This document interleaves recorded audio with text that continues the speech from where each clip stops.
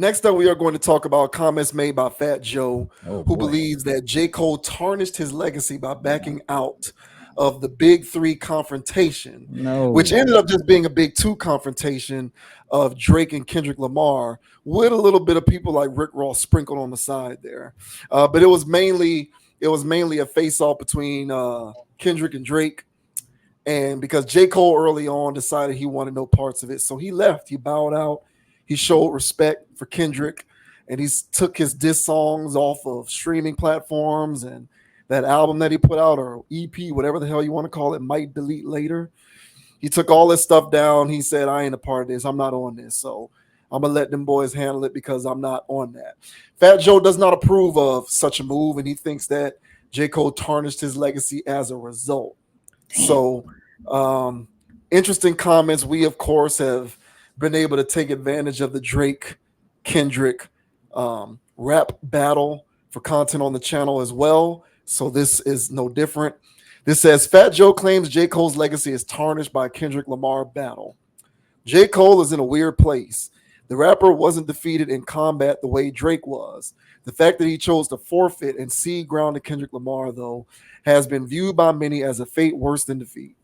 At least Drake stood on his convictions, right? The debate as to whether Cole made a smart or cowardly decision continues to rage on. Fat Joe recently weighed in on the legacy of the Dreamville star during a recent appearance on the Jay Shetty podcast. He gave J. Cole his flowers, but also noted that things will never quite be the same. He definitely got a stripe off, Fat Joe asserted. They took a stripe off that because in hip hop, when they call you out, you got to come out. The Terror Squad founder acknowledged that J. Cole's sense of self preservation was smart in some ways, but noted that it came at a great cost. He probably saw that it could get real messy and real ugly, Fat Joe added. So he said, You know, this ain't me. I don't want no parts of it. Joe's reputation is ironclad when it comes to rap beef, so it's hard to argue with his stance. The rapper has gone at everybody from Tupac to Jay Z to 50 Cent and never backed down. As far as he is concerned, backing down is not an option. Part of Fat Joe's reasoning is that beefing on record is not the same as beefing in real life. The rapper was perplexed by J. Cole's decision to throw in the towel, given that his battle with Lamar was strictly a lyrical one.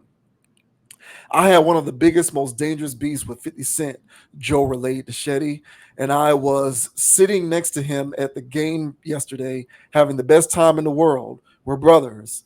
Once again, the rapper took Cole to task for shying away from competition. When you're called out in hip hop, you got to respond, he asserted. I'm a big fan of J. Cole, but it started from that. Fat Joe isn't alone in his thinking. Kanye West absolutely laid into Cole on the Like That remix, throwing more shots at the Dreamville star than his supposed main target, Drake. The game was also frustrated by Cole's reticence to attack Kendrick Lamar. Hip hop or rap or whatever y'all calling it these days was already watered down, the Compton MC tweeted. Then Cole apologized and turned this shit into Kool-Aid with no sugar. Here's hoping J. Cole can bounce back. We all agree to forget. Grip. We will all agree to forget Grippy.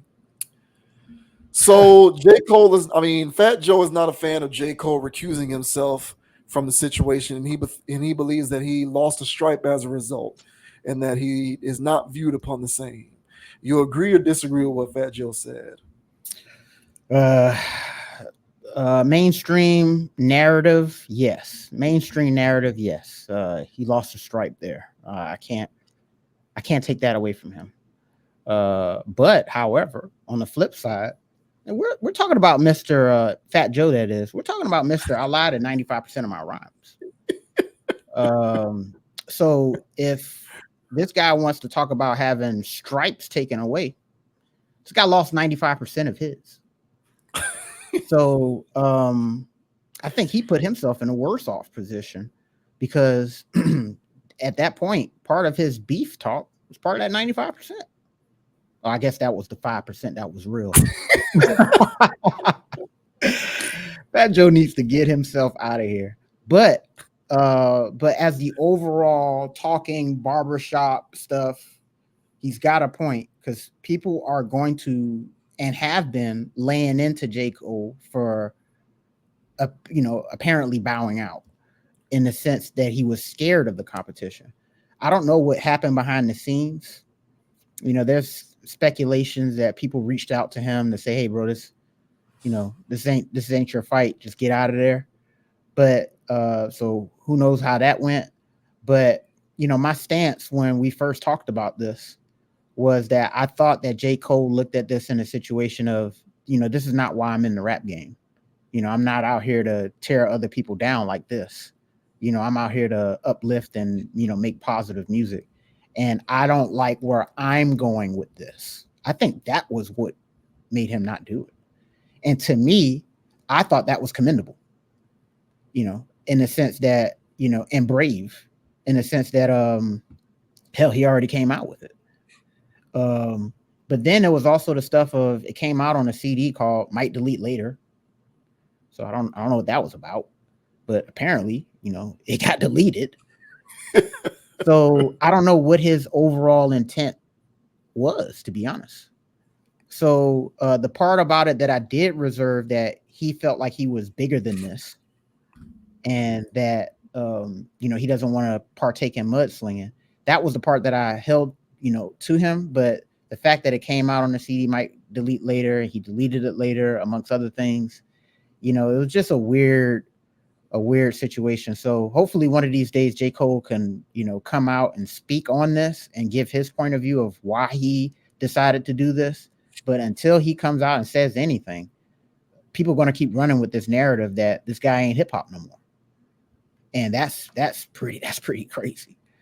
So but even though Mr. Fat Joe lied in 95% of his rhymes, which technically doesn't make him hip hop anymore, nobody really knows about that part. That got released, on the low. Nobody really knows about it, so everybody think he's still some pundit we should listen to.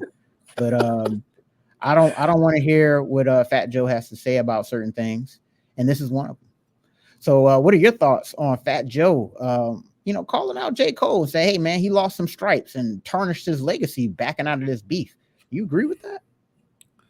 Yeah, right message, wrong messenger. Ah, Um, I agree. I agree with you that J. Cole opting to not be in the beef situation was a personal decision that he made I think based so. on based on his personal principles, I think and so. it had very little to do with how he felt the outside world would perceive his participation or lack thereof. I I agree. think he did it. I think he did it because of a personal choice, Hmm. and so because of that, you know me, I'm very consistent here. I champion people who live a principled existence. I don't care who you are. I don't care if you're white, black. I don't care where you're from, who you are, what your color is, whether you're a man or woman. I don't give a damn who you are. If you are a person who lives a principled existence and you won't compromise those principles, I respect you. Hmm. And if he made that choice as a personal decision, and I can respect that because he has his own sets of codes and morals and values that he stands on, and he seemingly is unwilling to compromise them. Hmm. The only issue that I had with that personal decision is it confused me a little bit, and I Hmm. think I said this before. It confused me a little bit because J. Cole is a competition rapper. Right. So if you listen to a lot of his stuff, like Johnny P's Caddy with Benny the Butcher, or a lot of the songs from his last album, the Off Season, particularly the intro, and a lot of his guest features, a lot of his guest verses, J. Cole has a pretty sizable body of work, essentially talking about how he eats rappers alive. Yes. Yes. He talks a lot about how he will beat your favorite rapper, Hmm. about how all of these rappers out here are cornballs who lie all the time, and so you shouldn't listen to them because they be lying in their music. He's better than all of the rappers you like to listen to. Like, am I wrong? Like, J. Cole's rhetoric when it comes to his rap style entails a lot of that throughout the Yeah. course of his career. So my whole thing was, if you're gonna talk like that in your songs and when you're a guest feature, then when competition comes knocking, it seems a little strange that you don't want to embrace that competition Yeah. because you think it might get a little ugly. That was my whole dissension with him. Hmm. But outside of that, his decision to bow out because of personal moral codes of conduct, I can respect that. Even if I didn't fully understand it because he's a competitive rapper. Like Mhm. he's far more of a competitive lyrics to lyrics bars rapper than either of those guys, in my opinion, Drake or Kendrick. But Kendrick does it a lot too. Drake is the least of them, is my point. Um, but Kendrick will talk about rappers lying and having ghostwriters and, you know, you sham bars like you got the bottom bunk of a two-man cell and all of the stuff Kendrick be saying. And J. Cole does the same thing. So to me, they're both competitive rappers. Mhm. And in the spirit of competitive rapping, it seems a little strange for you to say, I don't want to compete. So that was my whole thing with J. Cole. Other than that, I was cool with his decision. I agree with you when it comes to Fat Joe. Bro, you've already been on CNN saying that you've lied in 95% of your songs.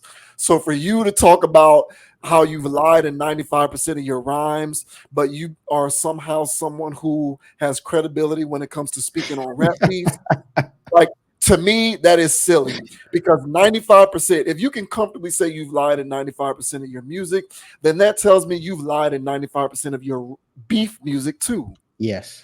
So why should anybody listen to anything that you have to say? Which Correct. brings me to my ultimate point about a referendum on the music at large. And this is where I'm going to come at fans. Um, I have railed a lot about my displeasure with Mhm. the way people just allow the agents in this industry to just get away with whatever they want and to feed your garbage on a silver platter. And y'all just accept this.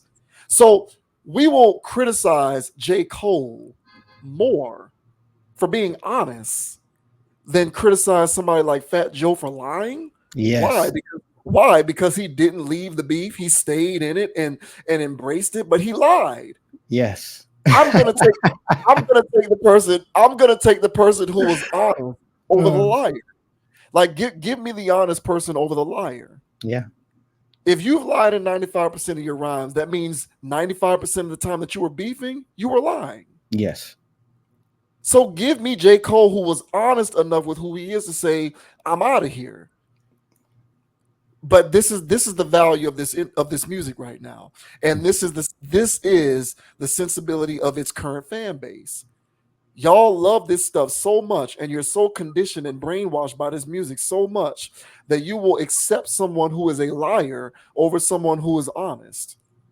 This is yet another aspect as to how the quality of this music has precipitously deteriorated over the last 20 years or so, because the fans who consume this stuff will accept liars and cheats over people who are honest. Mhm. It's ridiculous. It's like those stupid unwritten rules in baseball. Because baseball said so, I'm supposed to accept you drilling me with a 90-mile-per-hour fastball? Yeah. Oh no, I don't have to accept that.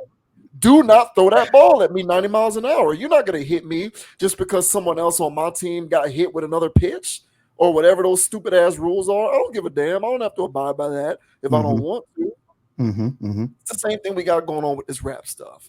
Give me the liar before you give me the honesty broker, because you're supposed to be tough and embrace the competition, but the guy's a liar. Those aren't my words. He said that. Correct. He said I've lied in 95% of my music. Yes. So get out of here. I don't want to hear it.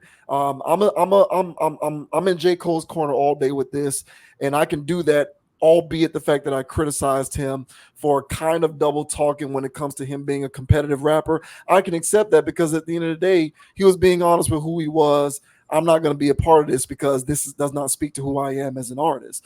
But Fat Joe can miss me with his critiques of Fat Joe of J. Cole's decision. And the rest of y'all out there that love this rap stuff so much, you're a part of the problem because we refuse to hold these people accountable.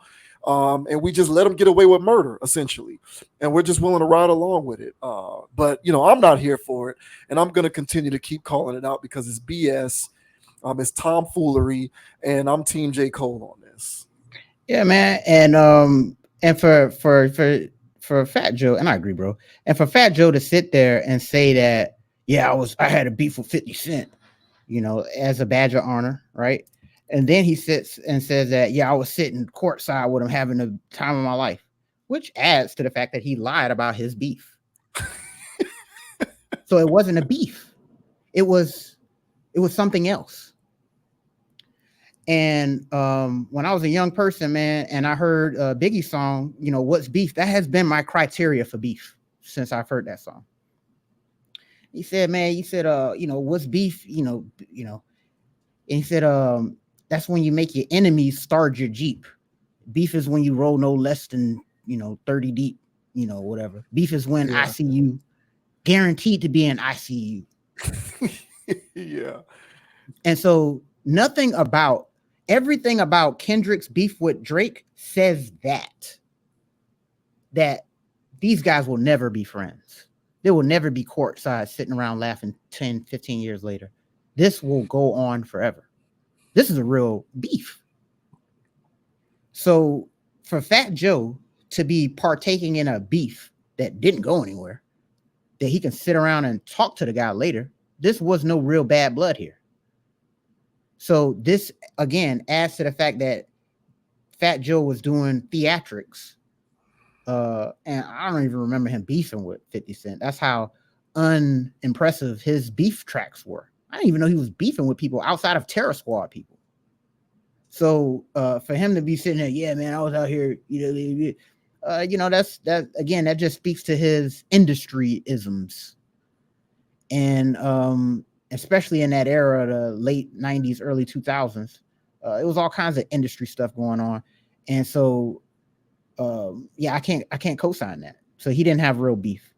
And the thing is with J. Cole, I think with J. Cole, where he crossed the line was he started pairing up with Drake. And that's where he crossed the line. And then he started doing industry stuff, which put him in friendly fire, a crossfire with Kendrick's agenda. I feel like Kendrick has been working on dethroning Drake. And for J. Cole to side with him, yeah, you gonna catch strays too. So because if you know what I know about Drake, you wouldn't be pairing up with that clown. So I think a lot of this was come to Jesus moment for J. Cole in a number of ways, where I think he had to really look at himself in the mirror and go, "Hey, did I sell myself out a little bit, teaming up with Drake just to make a few coins? I'm basically becoming what everybody else is, an industryite, or it could be something like that where what is J. Cole really doing now?" And I feel like he crossed the line by doing that and became an industry guy for a little bit. Me personally was disappointed when I saw he was parading around with Drake and giving these flows that's industry. I was like, well, he just gave up. He's just trying to make a hit. And the article said, hey, we'll all to agree to forget Grippy. But Grippy was a mess. And Grippy came out after all of this stuff, and he just tried to bury it under the rug, just trying to make himself a catchy song. He was featured on that. That wasn't his song, but it Well, was still bro, in J. there. Cole been collabing with Drake since his very first album. If you Yeah, I remember, mean, he was on that Drake was on that song. Can I hit it in the morning? In the morning, that was on J. Cole's very first album. So yeah, them Drake was two on kind of been, yeah. well, Drake was also on Good Kid, Mad City. And I don't think that was real. That I always felt like that was an industry I did too. collaboration, an industry force collaboration. I did too, Yeah, and I felt the Drake one was too. So I mean, but that, to me, I just thought that it was a clear. All right, these are the three guys that everybody. So I felt like yeah. they were gonna just stay their lane and build their own whatever. I didn't have a problem with um early collabs with Drake because he didn't become egregious until 2015, 14, 16. That's when he really started to just be a pariah. And so initial collabs, yeah, first albums, first this, I mean, I think they all went on tour with Drake too. So, at the early goings. So, but once it got set in stone of who each one of these people are, I just I felt like J. Cole, being an upstanding person as I thought he was, wouldn't deal with Drake. So as I mentioned, man, if I were Kendrick and I saw this guy pairing up with this guy in 2019, 2020, 2021, whatever it was, fairly recently, I'd be like, nah, you can get it too, bro. Because apparently you down with this. So yeah, that's how I would have did it. So but again, I think J. Cole backing out of this to me showed that he's not an industry person at heart. And he's still a person who got caught up in industry politics. And he said no mas. And I respected that. But again, the streets are not going to live this down. He will go down in infamy for this. And when there's a documentary going on 10 years from now that's recapping all of this, he's going to get laughed at. You know, it's going to be a part of this where it say, yeah, he was being a coward. And so legacy wise, industry wise, mainstream wise, he's going to feel that. But, you know, but for people like us that, you know, want to look at more of the nuanced situation, and we just think that, you know what, this guy just didn't want to be a mudslinger and he just wanted to just make music. I mean, I think that's commendable. And last thing I'll say is that being a competitive rapper is the essence of hip hop, if you will. So, you know, when I tried to write rhymes back in the day or whatever, it was like, how can I rap and I'm not talking about, you know, guns, drugs, and all this other stuff? Well, I'll just talk about how better at, you know, at rapping than I am than you are. And I'll just use those bars because whenever I listen to old heads rapping back in the, you know, when the form was still a form, that's all they were doing was I control the mic, I'm the best MC, I'm the this and that. So it's just like a, you know, a lane to get into if you don't have no other lane. And I felt like J. Cole was doing that. But if you're doing that, like you mentioned, and somebody's coming at you and that's all you've been talking about, you can't say, well, everybody except that guy. And that just makes you look like a that makes you look crazy, man. So hey man, it is what it is with this stuff. But overall, Fat Joe, he can go kick rocks, 95 of them. So he better get started. Yeah, I hear what you're saying about it'll go down in infamy with people sort of using this as a referendum on J. Cole's hip hop legacy, if you will. Yeah. I just want those same people who are going to do that to also not give credence to people who have publicly in media said that they lie in their music. Like, if don't give me a liar as someone to whom we should listen to when it comes to stuff like this. And, you know, not saying that there's a whole lot of people out there who are like paying attention to what Fat Joe has to say. Like, I'm not necessarily saying that, but he has a particular platform to speak on it because there he is speaking on it again after he said that he's lied in 95% of his rhymes. And my thing is, Fat Joe to me is, yeah, there is Fat Joe the individual, but to me, Fat Joe is also a facsimile for other rappers who lie all the time. So whether people realize it or not, they are affording many other rappers who frequently lie throughout their music the level of credibility that Fat Joe thinks that he has when it comes to an authority figure in the industry, especially when it comes to speaking on rap beefs. He might be one of the few who have outwardly said that he's lied as often as he has, but he is certainly not the only one. And so people need to recognize that a lot of these rappers that y'all be believing, and you know, you want to clown J. Cole for the decision that he made. Meanwhile, a lot of the rappers that y'all be believing, they're liars too. So just remember that. Yeah, man. Yeah. Shout out to J. Cole, man, hiding in the whatever dungeon he's in right now, man. It's okay to come outside, bro. J. Cole be trying to be a man of the people. He be out riding bikes, and I seen some video that he was trying to buy a Tesla, and he was just looking like a regular dude with a backpack at wherever you buy a Tesla from, trying to buy a Tesla. Somebody recorded a video, oh, J. Cole out here buying a Tesla. Like, J. Cole's kind of a regular guy, you know? Yeah.